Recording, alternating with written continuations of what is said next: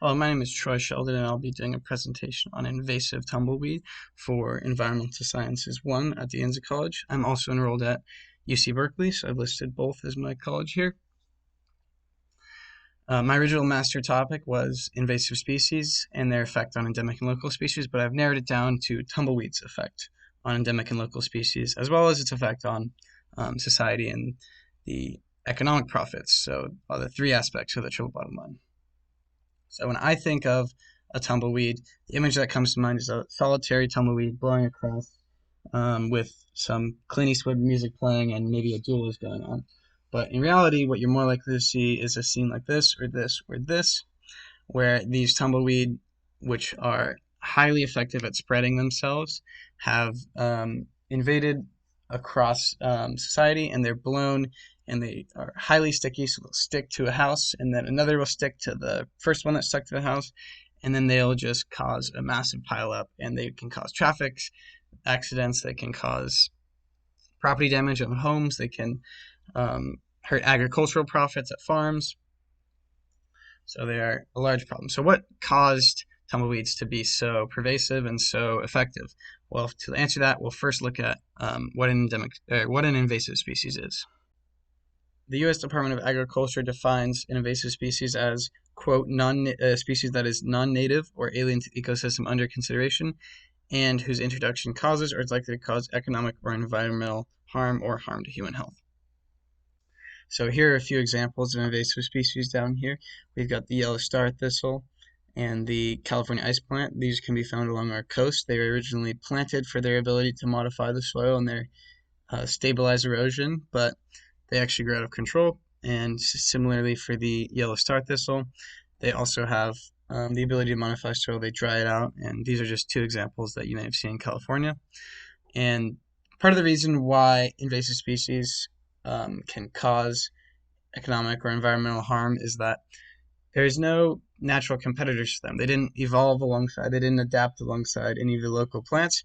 And so perhaps when they're introduced, they have some adaptation that made them suited to their other environment that makes them especially suited to the new environment, and they just outcompete all of the local species and essentially just starve the local species of their ability to thrive and survive by how successful they are.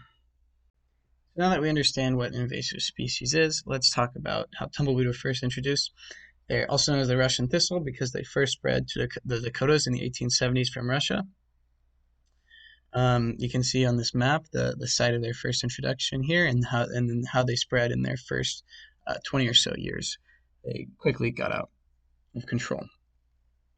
They were problematic to 19th century farmers due to their sharp spines, which penetrated the leather gloves they used to process their crops and cut the legs of their horses. And also they affected the production of wheat, which we'll talk about in a minute. Next, we'll look at why the tumbleweed is so pervasive across the United States. So there are two main factors that contribute to its success. The biological factors, the biology that it had developed from its native land that caused it to be so successful, and then the human-caused disturbances that provided opportunities. So the main disturbance that provided opportunities was the use of railroads and steam-powered threshers to remove native grasses to make way for agriculture and railroads. However, in doing so, they actually made room for the tumbleweed as well, because the tumbleweed were not aggressive enough to overcome dense established native grasses, but they can stunt the growth of new grasses. So when the U.S. got rid of these dense established grasses, they actually made room for the tumbleweed to spread and succeed. Let's look at the biology of the plant that made it so successful in the American West. So each plant produces about 250,000 seeds, and every seed has the ability to produce more seeds. It doesn't need bees or plants to do this. It just can do it on its own, and then the wind will take them away. So to get rid of tumbleweed, you have to get every single seed and make sure it doesn't reproduce.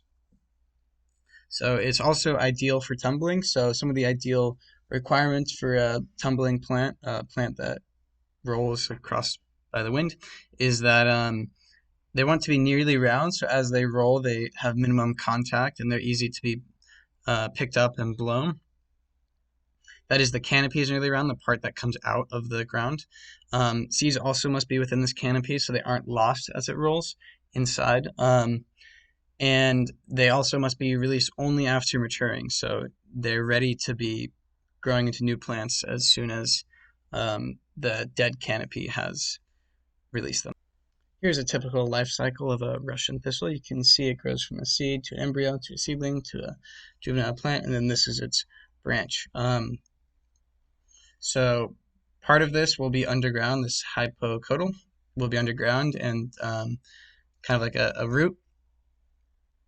But the actual iconic tumbleweed part, the circular part that blows across the desert, is the canopy that is above ground. And what it'll actually do is, as it grows, it'll intentionally kill itself. It'll intentionally die off and dry out, and so that it can be blown away and spread its seeds as it blows. All right, now we'll do a triple bottom line analysis of how invasive tumbleweed have affected our environment, our society, and our economics. We previously talked about how tumbleweed have affected spring wheat, but they also outcompete other invasive weeds at reducing the biomass of native grasses. They're especially effective in dry seasons. And because they're so dry and flammable, as we talked about, they blow over breaks in fields between houses when often a risk to reduce, or a way to reduce wildfires is to build these fire breaks, these ditches in fields or in forests that will effectively stop the fire because there's no more combustible material for it to travel through. However, with tumbleweed, they are dry, flammable, and light, and they can be blown easily. So if they get blown into the fire and over the fire, they can ignite the fire on the other side of the fire break and render them useless. So here's a quick video, I'm not going to watch all of it, but of a dust storm that picked up some tumbleweeds, and that looks scary to me. I don't know about you. There's a lot of material being burnt there. Continuing on with the second part of our triple bottom line, how tumbleweeds have impacted society. Continuing from the last point there, wildfires also have a heavy impact on society in addition to the environment. Other societal effects include the property damage that it can cause, as we talked about before, especially the hybrid species here, that this Salsola riani is even larger and even more damaging to cars and homes. And it's actually able to reproduce, unlike most hybrid species. And it's growing, specifically in California. So that is a new potential danger of tumbleweed, is this hybrid tumbleweed of two previous species. Tumbleweed pollen is also a potent allergen and can affect millions, which is a minor societal impact. You know, people have the sniffles or potentially worse. And as we can see here, I've pulled up an article that shows a 13 vehicle pileup that was caused by a tumbleweed blowing across the road, which is a pretty heavy societal impact. Final part of our triple bottom line analysis will be economic effects of an invasive tumbleweed. So where they happen to be most populous is in the middle of the country, where there's a lot of space to be blown, and that's also where a lot of oil and gas pads are. So tumbleweeds will halt operations when a big storm blows them into an oil and gas pad, and these oil companies will have to spend a lot of time and money clearing them out, which may be a good thing depending on your view of big oil, considering this is an environmental sciences class. But at the end of the day, it is one of the economic effects of the invasive tumbleweed. They also cost farmers a lot of money and transportation departments, because we talked about they will get into farms and prevent the production of wheat, and they will cause traffic accidents that need to be cleared by transportation departments. Now we'll look at potential solutions to the invasive tumbleweed problem. So some herbicides, such as phenoxy herbicides, have been found to be effective. These were first discovered, the phenoxy herbicides, that is, were discovered first after World War II. However, there is some considerations to be taken when we use herbicides, and that is their impact on the environment. They may help economic profits in society by getting rid of the tumbleweed. However, they will potentially affect other parts of the environment because they can be damaging to the environment. Furthermore, the hybrid species we talked about earlier is actually developing glyphosate resistance, and glyphosate is the active ingredient in Roundup, and it's one of the most common herbicides, so it may not be an effective solution for long. So another potentially better solution for the environment and more effective long-term solution is biological ones. So Caltrans issued a report into biological solutions, specifically looking at using insects and mites to reduce the spread, to infect the tumbleweed and reduce their spread. They actually wanted to reduce herbicide usage by 80% from 6 years after the time that they issued this report. Another solution that's been looked at is fungal spores by the Department of Agriculture.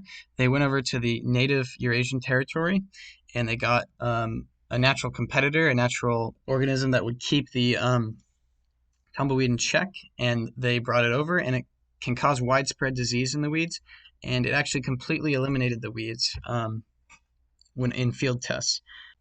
All right, that's the end of my presentation. Here's my reference slide. I'm remarkably close to 11 minutes, so pause it if you want a closer look.